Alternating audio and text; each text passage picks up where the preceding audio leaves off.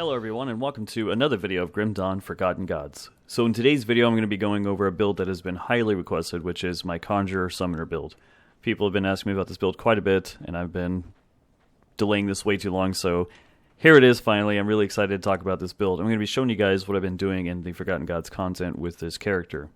Now I want to try and cover some very important questions that I get with a lot of my build guide videos, so I want you guys to know that when I do a build guide video, it's not necessarily a full guide, it's just more so the in-game capabilities of what that build can do. But when leveling with a character, honestly, you want to take a different path. You don't want to copy and replicate a build exactly as is at 100. Everything that I'm using right now, you don't want to try to copy it and replicate that exactly while you're leveling. Basically, while you're leveling, you want to try to take things that help boost your resistances and give you damage in the areas that you're trying to stack damage in. Move around devotion points. By the time you get to end game and get all the gear, everything's going to change. Things change constantly as you're leveling, so that's something that I want to try to stress and cover a lot more effectively in my videos. So for example, if you're going to be leveling a Conjurer, which is the Occultist Shaman, honestly, leveling as pet is pretty difficult to do. You can do it. I wouldn't recommend it, but you can do it. So if you are going to level as pet, you want to rush the Hellhound, the Blood of Dreeg, and the Summoned Briarthorn. Those are the three things that I rush while leveling as a pet build. But honestly, if you're going to be leveling this character and you want to try out this pet build in-game, I would highly recommend leveling with things like Bloody Pox, using things like Sigiled Consumption. If you don't want to go the Vitality Lifesteal route, honestly, I would go over on the Shaman side and I would do the Wind Devil Storm Totem route. This is actually really good for leveling, has really good clear potential, and it's pretty safe playstyle. So those are just some little pointers there before I get into this build. So let's go over the skills first. I'll go over the items next, and then we'll go over devotion. So as you can see, the skills, which I had up a second ago, these are the skill points that I've taken. I will have a Grim Tools link down below, and you can actually hold Control and Shift, I believe it is, in the Grim Tools. It'll show you everything at base points without my plus to skills. So more or less, obviously I'm still using Blood of Dreeg, Aspect of the Guardian. These two are very strong for your party and pets. This gives a very nice heal, gives flat acid damage, OA, health regeneration. Like I've said, this is very strong. Hard to pass this up. This gives physical resist, this gives poison acid resistance by 100%. So this covers so many useful needs for a pet build. I highly recommend using these two pretty much in any pet build you run. Since we are doing a lightning variant of this pet build, we do want to put vulnerability at least 10 out of 10. The scaling past 10 isn't fantastic on this, so 10 out of 10 in my opinion is just good enough. That's something to pay attention to as well, guys. Some skills do not scale well past 10. So, for example, let's say you put like 2 or 3 points into this, and yeah, I'm not saying this is an exact, but this does happen a lot. Let's say you put like 2 or 3 points into this. Even 1 point. Let's say you put 1 point and you get 1% more elemental resist reduction per 1 point. Previously to that, you get like 3% or whatever it is, right? So, obviously the scaling past 10 on this isn't great. So, you're getting a lot less return for the points invested, is kind of what I'm getting at. Anyway, since we're running a lightning build, I felt that the extra necessary points that I could use would go into familiar. Storm Spirit is good for the entire party. It's giving us flat elemental, percent elemental with elemental resist. So if we're running a lightning pet build, this is very beneficial for all of our pets, because that flat elemental does do fire, lightning, and cold, but the lightning portion gets boosted through a lot of our gear and devotions. I put 1 point in Lightning Strike. It is a lot of nice damage for a 1-pointer. It does do a stun, which is pretty cool. I wish I had more points to throw around and put more points into this, and even the Raven itself, or the Familiar I should say, but this is all I was able to do, honestly, with this setup, so this is what I had to go with. Hellhound is just 1 point. Honestly, between these two, since this is more of a lightning variant type pet build, the points were better invested in the Familiar. That's why I went that way. Bonds Abysmal, that's a 1-pointer, I believe, and then 12 out of 12 in Manipulation. It's good at 12. It does scale well past 12, but I feel that it's just fine at 12, so I keep it there. Alright, so moving on to Shaman side, Wind Devil with the Raging Tempest. So we are doing lots of lightning damage, so this drops elemental resistance, which is very nice, as well as vulnerability on Curse Frailty, so this is going to stack, and it's going to be a lot of elemental resist reduction for us. Very good for this setup. It makes our pets hit really hard, so that's why we take these. Put Briarthorn as high as you can. I would like to get him at 26 out of 16, but the gear that I'm using is a good mix of like tanky and DPS for pets, so he's at 21 right now. He is our strongest pet in this setup simply because we get to have 2 of them, so we want to invest a lot of points into the Briarthorn if we can. Emboldening Presence, 12 out of 12. This one's just good at 12. You really don't want to go any higher with it. This synergizes super well with the Blood of Dreeg, which I've mentioned before. This is all damage for your party, OA for your party, physical resist by 12%. So between this and Blood of Dreeg, that's 24% physical resist. It's really nice. He also gives bleed resistance with his aura, which is really fantastic for you and your party. That's one of the resistances that's really hard to come by on pets, so it's nice to have that. Max Mogdrugen's Pact as high as possible. This is flat physical damage. It does give a decent amount of health regen and energy regen. The thing that I like about this is that physical then in turn gets converted into lightning for your pets, which is really nice. 10 out of 10 Heart of the Wild and 10 out of 10 on Oak Skin. Again, this doesn't scale very well past 10, so it's very good at base 10. Same here. Scaling isn't awful on this one past 10, but really don't need to invest any points any higher than what it is. This gives Pierce resistance as well, which is very valuable, and that's hard to come by on pets as well, so nice to have for the party. 22 out of 12 on Primal Bond. This is just huge all damage, crit damage for pets. This used to scale pretty poorly past max rank, but they changed that, and now it's actually really decent. And then max out the Conjure Primal Spirit as high as you can. Get it to 22 out of 12.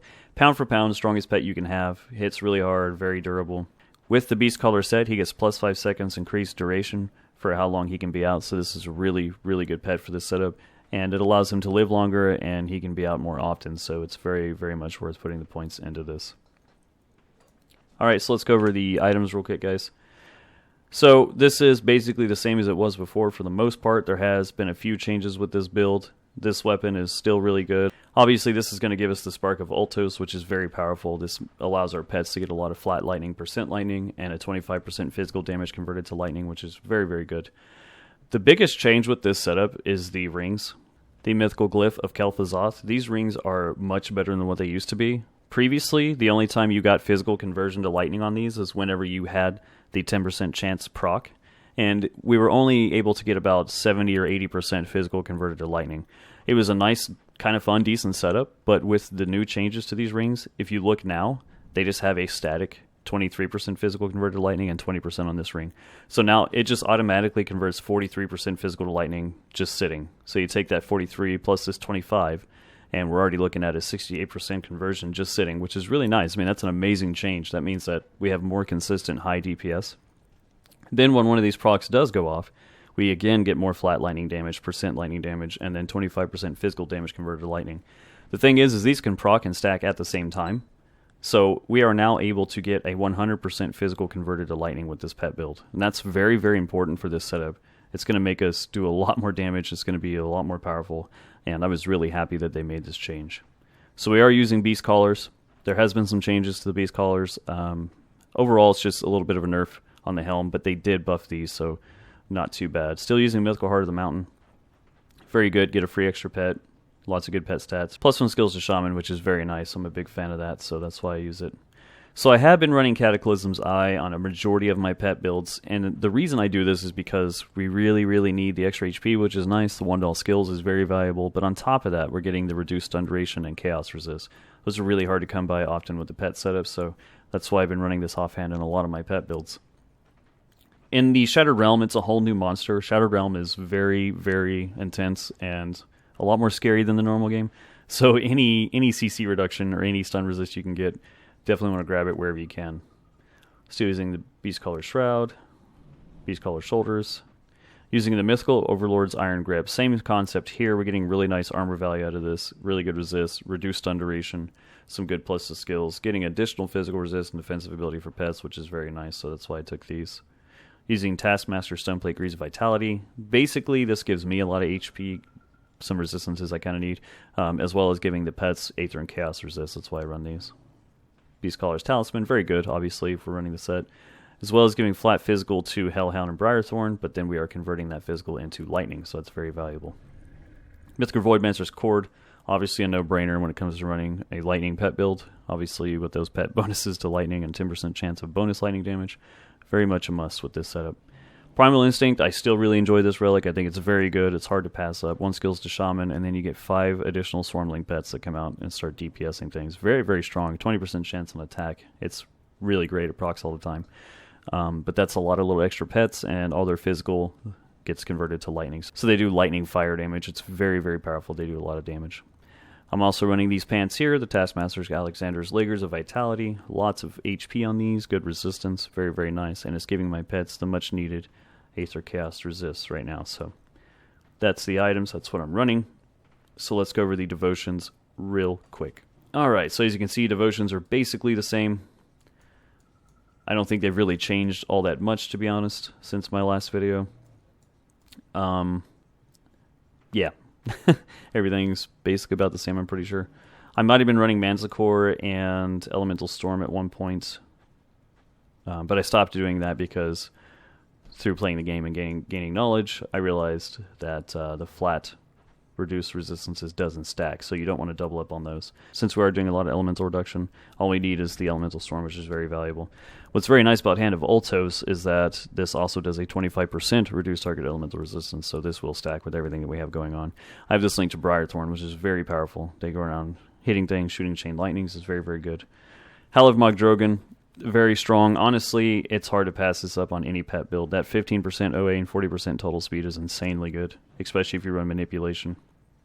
It is so strong, it makes your pets hit so fast. It's insane. So anyway, that is the setup. Now let's get into some gameplay and see what you guys think about this build. I will see you guys soon.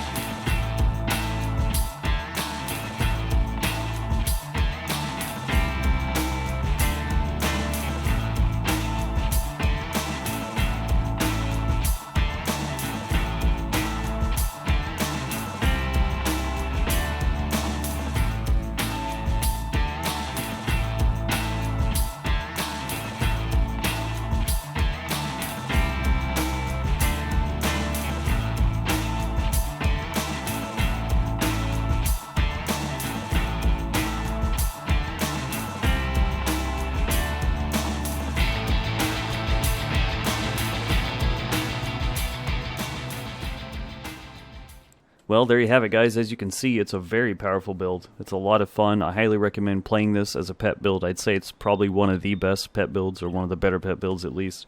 And it's very durable, very strong, really good for Shattered Realm. So try it out, guys. Let me know what you think. I have a lot of builds I've been working on, so I have a lot of builds I'm going to start releasing. Been leveling multiple characters and reworking a lot of my older characters. My Cabala's pet build has changed completely, so keep an eye out for those guys. As always, thank you for taking the time to watch my content. If you guys haven't, please consider subscribing, liking the video. It helps out the content a lot. I do have a Twitch stream I'll link down below if you guys haven't come to check out the stream. Please do. I talk about these builds all the time. I help people all the time. So anyways, as always, thank you for taking the time to watch my stuff, and you guys have a great day. Take care until next time.